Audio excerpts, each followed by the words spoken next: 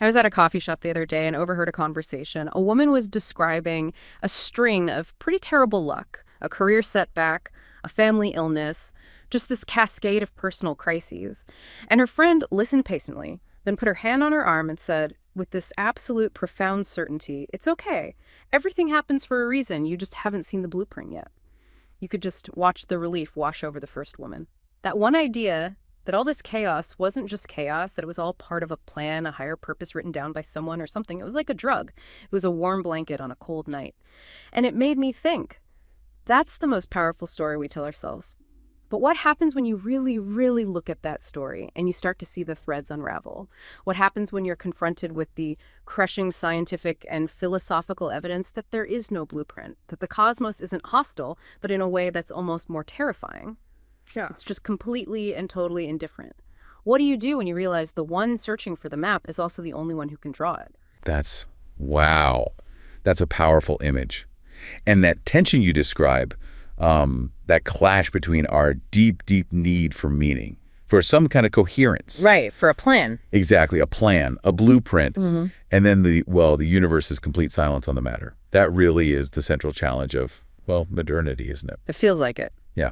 So this deep dive, it's really about exploring that exact feeling, what some call the death of the blueprint. Okay. We're looking at how, when the universe offers nothing but indifference, how do we, as people, as societies, even attempt to build meaning? Where do you even start?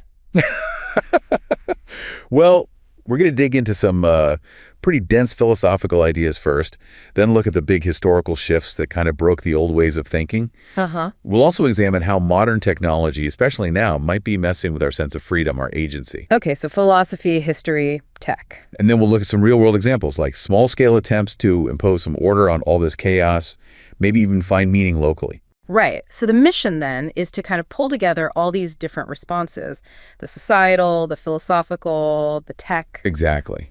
How do we respond to this massive challenge of having to create our own meaning, essentially from scratch? Okay, so if the blueprint is gone, if there's no pre-written plan, the first thinkers who really, really stared into that abyss, that were the existentialists. They absolutely were. They didn't just, dabble with the idea. They built their whole philosophy on this foundation. We're born without instructions. Which sounds terrifying. It is. Their core idea, the bedrock, is that existence precedes essence. Okay, break that down a bit. Think about, say, a hammer. Before a carpenter even makes it, they know its purpose, its essence, it's for hitting nails. The idea comes before the object. Got it. Purpose first, then existence. Right. But for humans, the existentialists said, it's the complete opposite. We're just thrown into existence. Yeah. We arrive first, undefined, like a blank slate. And then we define ourselves. Exactly. Only through the choices we make, the actions we take, do we start to build our own essence, our own purpose. We're constantly in the process of becoming something. And that realization that we're just here with no inherent meaning, that leads to what they called the absurd. Precisely. The absurd isn't necessarily that life is meaningless in a nihilistic way, but it's that core friction, that tension. The tension between. Between our innate human craving for meaning, for order, for a universe that makes sense and cares about us, and the universe's actual response, which is just silence. Indifference. Cold, hard indifference. Yeah. And once you truly accept that indifference, those huge questions, why am I here? What's a good life? What happens when I die? They stop being things answered by religion or tradition. They become your problem. Your immediate crushing problem. They become burdens you have to figure out for yourself every single day. That sounds like an unbelievable amount of pressure. If everything is up to you, every single choice matters immensely. And if you mess up, it's all on you. That's the heart of the existential burden. Absolute freedom equals absolute responsibility. Wow. And, when sociologists and public health folks look at this, especially in Western societies where traditional religious blueprints have faded, they definitely see connections between this loss of shared meaning and rising mental health issues. When purpose becomes purely an individual project, the old support systems, the shared stories that used to help people through tough times, they start to fray. Because the burden is just too much for one person to carry alone, especially if they feel isolated. Exactly. The modern sort of isolated self isn't really built to handle that weight without those communal structures. That makes so much sense. Thinking back to that coffee shop conversation, the everything happens for a reason line, it It was basically a way to hand off the pain, right? To outsource the responsibility to some bigger benevolent plan. It's a coping mechanism, absolutely. Yeah. It makes the suffering bearable by giving it a purpose outside of yourself. So when you take that away, when there's no external plan to blame or trust, where does all that pain and responsibility go? It stays right there with you, demanding that you do something, that you respond. And this leads us straight to the most difficult, maybe the most profound question the existentialist had to tackle. Which is? The ethical response to this perceived meaninglessness. Yeah.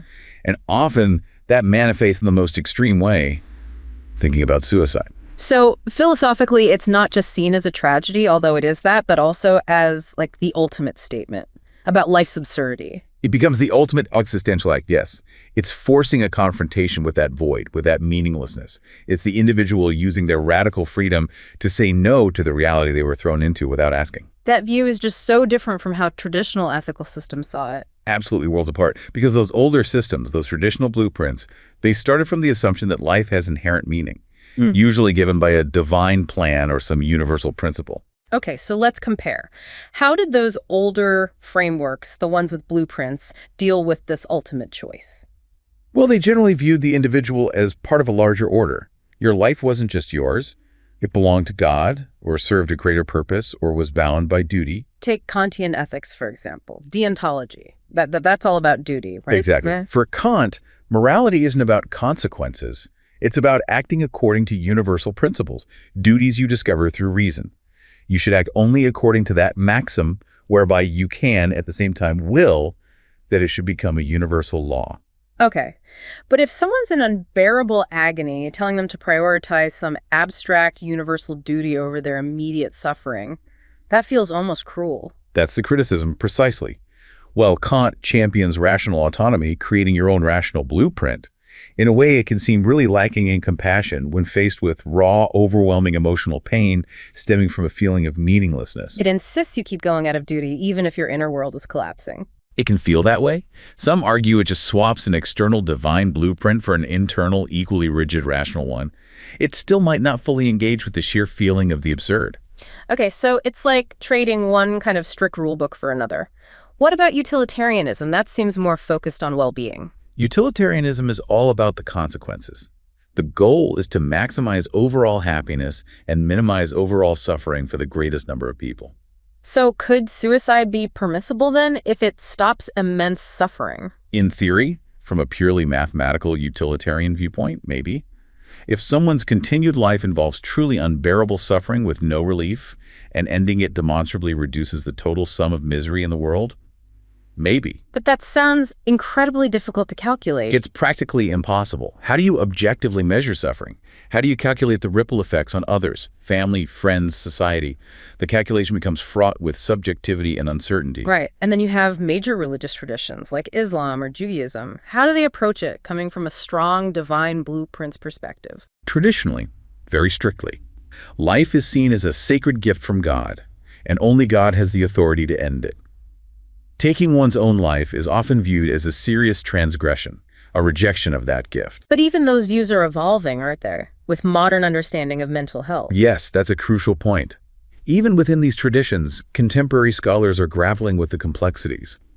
They're asking, how does severe mental illness, something ancient texts didn't really conceive of in modern terms, affect moral responsibility? So there's a move towards more compassion.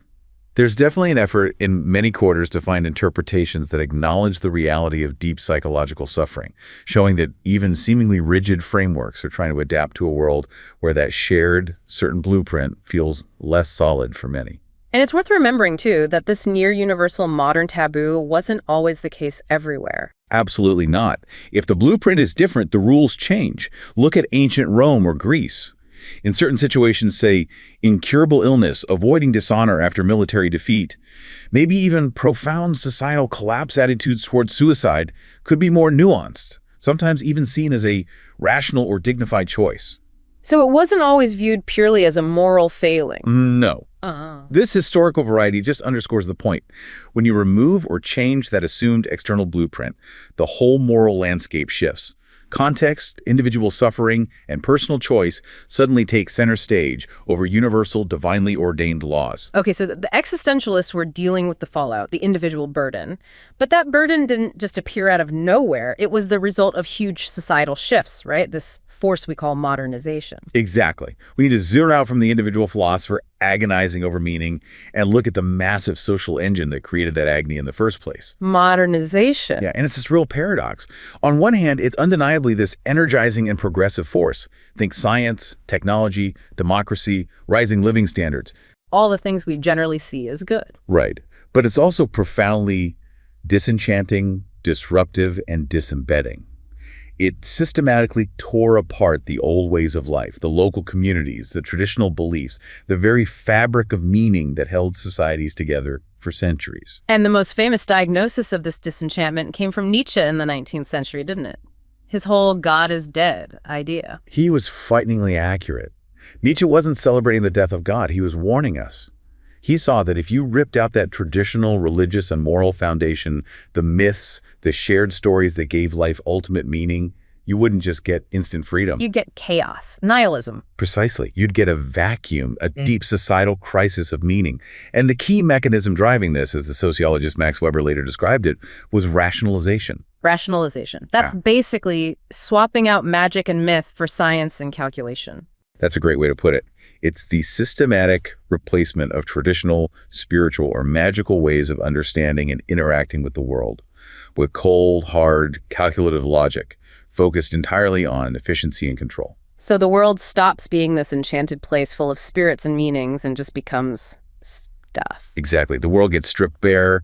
All the processes, the events, the natural phenomena, they simply are and happen, but no longer signify anything beyond their physical properties. Wow. And the consequence for finding purpose is huge. Science becomes incredibly powerful at answering questions, how does gravity work? How do we build a faster computer? How do we cure this disease? But it has nothing to say about the why questions. Absolutely nothing. It's completely silent on what Weber called the ultimate questions of ends. What shall we do and how shall we live? Science gives us immense power, immense means, but no direction, no inherent values. So if the external world loses its inherent meaning, its enchantment, we have to change how we see ourselves to cope with this new neutral reality. This is where the idea of the changing self comes in. It's maybe the biggest shift of all. The philosopher Charles Taylor describes it as the move from the porous self to the buffered self. Porous versus buffered. Imagine the pre-modern porous self. Think of it like having, well, porous boundaries. You're deeply connected to the cosmos, the community, the spiritual world. Spirits could influence you. Demons could possess you. Divine grace could flow into you. Your emotions might feel like external forces acting on you. There isn't a clear line between inside me and outside me. Exactly. The boundaries are fuzzy. You're vulnerable, open, deeply embedded in a world charged with meaning and power beyond your control. That sounds intense, maybe a bit exhausting. The buffered self sounds more like, I don't know, wearing psychological armor. Chuckles. That's not a bad analogy. The modern buffered self is the opposite of porous. It's conceived as autonomous, self-contained, psychologically walled off. It can achieve intellectual distance from the world. It has strong boundaries. Very strong. And crucially, this buffered self takes a different stance towards the world. It's not embedded in it. It stands apart from it. And sees the world as neutral, value-free, just objects. Raw material, stuff that's available for us to analyze, categorize, and most importantly, manipulate through technology for our own progress and purposes. The world becomes a resource depot for the buffered self. Precisely. Which leads directly to this grand ambition of modernity, total mastery. If the world is just neutral stuff and we are rational, buffered selves, then surely we can reshape it completely, make it perfectly rational, perfectly controlled. Eliminate all the messy, unpredictable bits. Exactly. And this is where the philosopher Odo Marquard's ideas become really insightful. He talks about official defatalization and unofficial refatalization. Okay, those are big words. Defatalization. Official defatalization is like the official project description of modernity. This is incredibly ambitious, almost superhuman goal to eliminate all fate, all constraints. Like what? Like human finitude, the fact we die. Our fallibility, the fact we make mistakes. Chance, randomness, suffering. Modernity's promise is that through reason, science, and technology, we can achieve complete makeability. We can conquer fate itself. It's the ultimate control project. We declare that anything we can't control basically doesn't count, or we'll soon fix it. That's the hubris, yes. We believe we can engineer our way out of the tragic elements of the human condition. It doesn't work, does it? That's the refatalization part. That's the inevitable crash. Unofficial refatalization is what happens when this grand project slams into reality. It's the rebirth of tragedy. Because despite all our power, we are still finite. We still get sick, we still die, accidents still happen, our plans still go wrong. You can't actually conquer fate. No. And when that attempt at total mastery fails, as it always must, eventually it leads to this profound sense of anguish, of meaninglessness. We try to eliminate fate, but fate comes roaring back, often in new, unexpected, sometimes even self-inflicted ways, like ecological crises or technological disasters. So we trade the old fate of divine will for a new fate of our own limitations and the consequences of our actions. In a way, yes. We're crushed not by God's indifference, but by the failure of our own grand design. We're left feeling like victims again, but this time, victims of our own failed attempts to become gods. So, with the old creator gone, or at least sidelined, humanity basically had to nominate itself for the job. It's a huge step. Man declares himself the creator not just of tools, but of his own life, his own values, his own history. This requires a certain heroic stance, almost an aesthetic approach to life. Like the idea of the dandy. Exactly, dandisme. It's the idea that you don't discover who you are, you don't find some pre-existing essence or purpose. You invent yourself. You craft your persona, your meaning, your life, like a work of art. The burden shifts entirely. It's not about finding the map anymore. It's about having the courage or maybe the audacity to draw it yourself, knowing there's no guarantee it leads anywhere meaningful, and knowing you might fail spectacularly. Okay, so this drive for mastery, for control, for creating our own blueprint, it didn't end with industrialization or the existentialists. It's just morphed, right, into something even more pervasive in our digital age. It absolutely accelerated. The latest phase, you could call it informatization. The focus shifts from controlling physical matter, like in the Industrial Revolution, to controlling information itself. The world isn't just raw material anymore, it's raw data. Precisely. The world is viewed as this giant information processing system. Everything is potentially definable by data. Everything is potentially programmable, synthesizable. This is the secular dream of limitless progress carrying on into the 21st century. And it leads to some pretty radical ideas. It really does. This is where you see the clearest attempts to use technology to just completely transcend the human condition. Think about movements like transhumanism. Right, uploading consciousness, achieving immortality through tech. They genuinely believe that the fundamental limitations, finitude, mortality, maybe even consciousness as we know it can be broken, overcome by harnessing enough data and computing power. They want to engineer the ultimate blueprint, the one nature or God failed to provide. But there's a dark side to this information control, isn't there? Because often the engineering, the control is being done to us, sometimes without us even realizing it, like with algorithms. This is where the philosophical burden of freedom starts to intersect with a very modern, very concrete threat to freedom. Algorithmic cultivation is the new frontier of control. How so? These incredibly complex algorithms, they're not just organizing information for us, they're actively curating our reality. They profile us constantly, figuring out our identities, our emotional triggers. And then they feed us content designed to keep us hooked. Exactly. They manipulate our attention, funneling us down paths that are predictable, profitable, and often emotionally charged. They create these infamous digital echo chambers. And the echo chamber does more than just show us stuff we already like, right? It actually shapes our perception of reality itself. That's the real danger. It reinforces that isolated, buckered self we talked about by constantly validating its existing biases and limiting exposure to different views. It leads to a severe fragmentation of any shared social reality. We end up living in different informational worlds, even if we live next door to each other. Absolutely. And this makes collective action, collective sense-making about big problems like climate change or political polarization incredibly difficult. How can we agree on solutions if we don't even agree on the basic facts of the world we inhabit? And you mentioned it threatens our agency, our freedom. How does that link back to philosophy? It connects directly to Jean-Paul Sartre's concept of bad faith, mauvaise foi. Okay, bad faith, what's that? For Sartre, bad faith is essentially self-deception. It's when you deny your radical freedom and responsibility, often by pretending you're just an object determined by external forces or by conforming to a role or identity imposed on you by society. You let something else define you instead of choosing for yourself. Exactly. You treat yourself like a thing, an object, rather than a free, conscious subject. And algorithmic cultivation creates the perfect conditions for this on a massive scale. Because the algorithm is treating you like an object, a predictable bundle of data points. Yes. It predigests reality for you, frames your choices, limits your horizons based on its profile of you. It subtly encourages you to conform to the identity category it has assigned you. You become, in a sense, an object within its system, managed for its purposes, usually engagement or consumption. Your sense of being a free agent making authentic choices gets eroded. It absolutely does. And this whole picture gets even more complicated when you bring in what we're learning from neuroscience and seeing with artificial intelligence. How do they complicate the existentialist idea of freedom?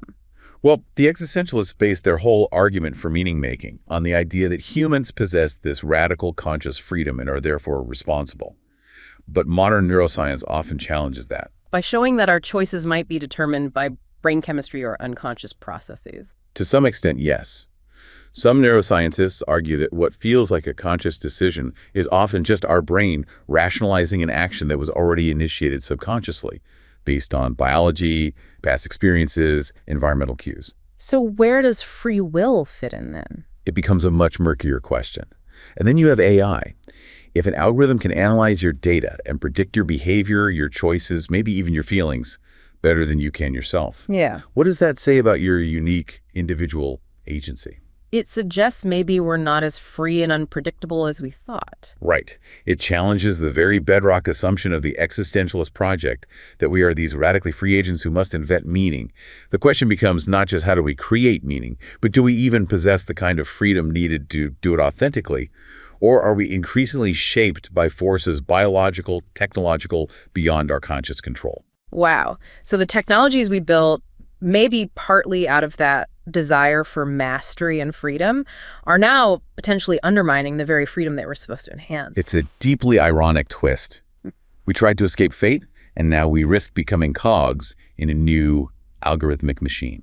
So if this is happening on such a systemic level, just telling individuals to, be more mindful online isn't really enough, is it? No, it's like telling someone to fight a tank with a water pistol. The scale of the problem requires a collective response. This is where new ideas like data citizenship come in. Data citizenship. Yeah, it's a concept that reframes data literacy and privacy, not just as an individual's problem, like you need to read the 50-page terms and conditions, but as a collective civic responsibility. Meaning we need to help each other understand this stuff. Exactly. It calls for actively sharing knowledge within communities, educating each other about surveillance practices, algorithmic bias, data exploitation. It's about building collective awareness and resilience against these systemic forms of control. It acknowledges this is a structural issue. That makes sense. Because historically, most people have been pretty passive about their data, haven't they? We just click agree. Immensely passive. Yeah. But there are signs of change, which is hopeful. We're seeing the rise of what some researchers call privacy actives. People who actually care about privacy policies. Yes. Consumers who are starting to make purchasing decisions or choices about which platforms to use based specifically on how companies handle their data. It's still a minority, perhaps, but it's growing. So people are starting to realize that data isn't just abstract information. It has real-world consequences for their freedom, their society. And maybe even their existential sense of self. They're realizing that how their data is used shapes the reality they experience and their ability to navigate it freely. Okay, so if that Western path, starting with the individual's burden, leading to the buffered self, and now facing this digital fragmentation, if that often leads back to anxiety and a feeling of meaninglessness, maybe we need to look somewhere else. That's a crucial turn. If radical autonomy and the quest for total mastery seem to be hitting a dead end, or at least creating new problems, perhaps the answer isn't more detachment, but finding ways to re-embed ourselves. Re-embed? In what? In tradition, in community, in a shared narrative. This brings us to philosophical hermeneutics. Hermeneutics. Yeah. That's about interpretation, right? At its core, yes. But it offers a fundamentally different view of the human being compared to the buffered self. Hermeneutics argues we're not primarily isolated, rational subjects observing a neutral world. We are self-interpreting animals. Meaning we understand ourselves and the world through stories, through language. Exactly. And crucially, we always do this interpretation from within what's called a horizon. A horizon isn't something you choose. It's the background of shared understandings, language, cultural practices, and historical dialogues that you're born into. It's your community, your tradition. So meaning isn't something you invent out of thin air or find lying around in the universe. It's something you negotiate within this inherited context. That's the idea. And this perspective offers a strong critique of that modern tendency, that hubristic monomyth, which dismisses all tradition as just superstition or ignorance that needs to be overcome by reason. But why must we rely on tradition? Can't we just figure things out rationally? Well, think about the sheer fact of our finitude. Vita brevis, life is short. We simply don't have the time or the mental capacity to rationally question and refound everything from scratch. We would never get out of bed in the morning. Pretty much. We have to rely on the vast amount of knowledge, customs, and practices passed down to us just to function, just to make sense of the world. This isn't necessarily a conscious choice, it's a practical necessity. It's what Hans-Georg Gadamer called involuntary conservatism. We conserve tradition because we have to. Okay, so if we're always interpreting from within a tradition, that requires a very different attitude towards the world than that manipulative, detached stance of the buffered self. Completely different. The search for meaning, from this perspective, requires attunement. It requires ontological involvement. Meaning, you have to engage with the world not as a collection of neutral objects waiting to be used, but as a field of meaningful phenomena, things that speak to you, that have significance within your horizon. It's about seeing the world as already meaningful, in a way. Yes. Think of Martin Heidegger's concept of Dasein, often translated as being in the world. He stressed that we don't just exist in space and time like a chair sits in a room. We dwell. We inhabit it. Right. For Dasein, space isn't empty, neutral geometry. It's full of places that matter, tools that have purpose, paths that lead somewhere significant. And we're always already connected to others, mitsein, being with others. Which is the total opposite of that modern tendency to see space and time as empty, uniform containers just waiting to be filled or exploited. Exactly. Dwelling means finding meaning in the local, the particular, the relational, the inherited, rather than seeking some universal abstract blueprint or trying to impose total rational control. This sounds so different from the lonely burden of the Western existentialist. What happens if we look outside Europe for models of meaning? You mentioned East Asian philosophies earlier. Yes, and it provides a fascinating contrast.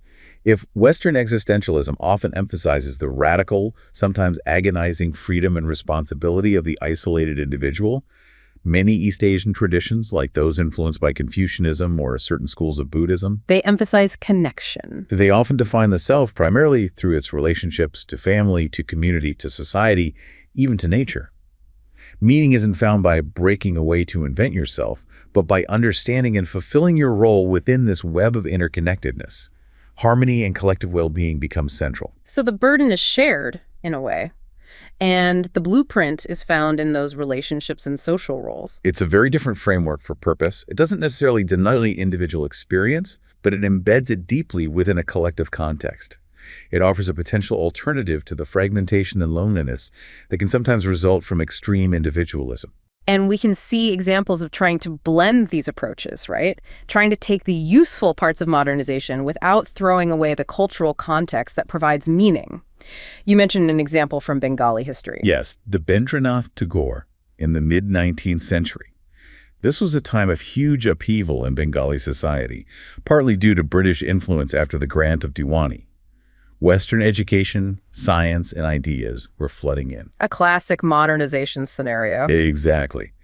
Tagore saw the value, the necessity of learning modern science, social sciences, English, but he was deeply concerned about just adopting it wholesale and losing Bengali culture and identity in the process.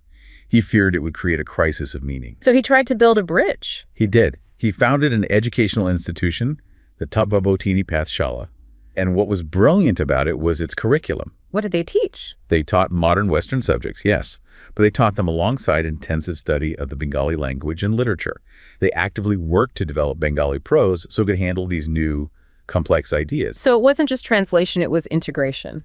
It was a true fusion of horizons. He popularized Western knowledge, but simultaneously embedded it within and used it to enrich the existing Bengali cultural tradition. It showed you could modernize without necessarily leading to total disenchantment and alienation. You could adapt the blueprint, not just discard it. Okay, so that's a historical example of trying to manage modernization. But what about now?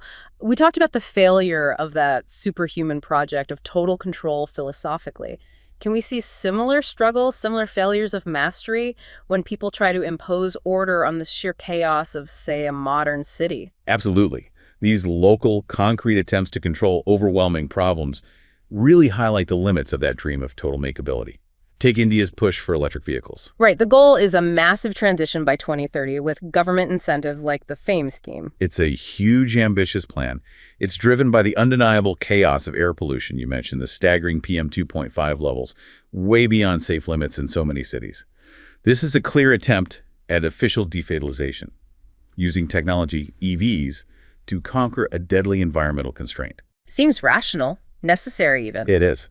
But then reality bites back the unofficial revitalization. Where does the electricity for these EVs come from? Currently, a huge chunk, around 57% of India's electricity comes from fossil fuels, mostly coal. So you clean the air on the street, but you might just be shifting the pollution to the power plant. That's the complex reality. It doesn't necessarily solve the root problem, just displaces it. The chaos of the interconnected system resists the simple technological fix. This, in turn, drives the need for even more complex systemic solutions like green hydrogen, which requires a whole new infrastructure based on renewable energy. The mastery is elusive. We see the same struggle even with something seemingly simpler, like controlling noise in a city. It seems basic, but it's another facet of urban chaos. A study in Kolkata, looking at really busy areas like Bada Bazaar, but also residential zones like the Kupukor and Kugat, found noise levels consistently way over the legal limit. And this isn't just annoying, it has real health impacts. Serious ones. Hearing loss, hypertension, chronic stress, even increased risk of heart disease. This constant sonic chaos, this small-scale indifference of the environment to human well-being takes a physical toll. And efforts to control it often fall short. They do. Enforcing noise ordinances in a bustling, complex city is incredibly difficult. It perfectly illustrates how hard it is to achieve mastery, even over seemingly manageable aspects of the environment, when faced with the unpredictable reality of urban life. The blueprint for a quiet city is easily drawn, but incredibly hard to implement against the background noise of chaos. And finally, even in the realm we think of as supremely rational, maybe the ultimate attempt to find order and predictability, global finance, that same chaos, seems to lurk beneath the surface. Finance is all about finding patterns, finding the blueprint for profit, right? Economists use sophisticated tools to try and understand how different markets influence each other. One key concept is co-integration. Okay, co-integration. Can you explain that simply? Imagine two big ships crossing a huge ocean. Maybe the Indian and Chinese economies represented by their stock indices, the Nifty Y50 and the Shanghai SE Composite. If they're co-integrated, it means that even if they drift apart sometimes due to storms or local currents, short-term shocks, there's some underlying magnetic force, some shared long-term plan or connection that pulls them back together into a stable relationship over time. They share a long-term destiny, so to speak. Something like that. They don't just wander off independently forever. So economists ran tests using techniques like VAR, vector autoregression, to see if the Indian and Shanghai stock markets had this kind of stable, long-term relationship where they co-integrated. And what did they find? Is there a shared blueprint between these two Asian giants? They found nothing, no co-integration. The analysis showed that these two major indices move independently of each other, both in the short term and crucially in the long term. So no hidden connection, no stable link forcing them together? Apparently not. They each seem to respond primarily to their own past movements. The Nifty Y50 was almost 100% influenced by its own lag, Shanghai over 85% by its own, rather than influencing each other in a predictable, sustained way. So even in this highly complex data-driven system, it looks more like chaos, or at least independence, than a predictable interconnected order. It suggests that, yes, the search for a stable, overarching blueprint linking these systems came up empty. It seems, in this case at least, chaos and separate paths prevail over a unified, predictable financial order between them. They're like two separate fleets sailing their own courses on that vast ocean. So when we pull all these threads together, what this deep dive really seems to highlight is this constant, unavoidable tension. It's the core tension of being modern, maybe. The tension Between our drive for control, for mastery, for that perfect, rational, human-made blueprint, that superhuman project, and the stubborn realities of, well, being human. Our limits, our finitude, and the sheer indifference and complexity of the universe we inhabit. We gained enormous power by disenchanting the world, by seeing it as neutral stuff to manipulate. Incredible power. Yeah. But the cost was often that sense of being embedded, of belonging, of having a shared meaning that wasn't just up to us as isolated individuals. It led to this feeling of homelessness, psychologically speaking. So the answer isn't just to find the lost blueprint out there somewhere. It seems not. The synthesis that emerges, I think, is more about embracing a kind of balance, a dialectical relationship. Between what? Between that energizing, forward-driving force of modernization, the freedom, the progress, the power to create, and the equally necessary counterbalancing force of embedding, the force of tradition, community, narrative, myth, the things that give context and depth to our creations. So it's not choosing one or the other, but holding both in tension. Exactly. It means recognizing that even a world that science tells us is disenchanted and indifferent can still be experienced as enchanted, as meaningful, particularly on a local communal level. But that requires staying open to more than just instrumental calculative reason. It means allowing the porous aspects back in a way, valuing intuition, connection, shared stories. The buffered, isolated self has to kind of reconnect, find its horizon again. Precisely.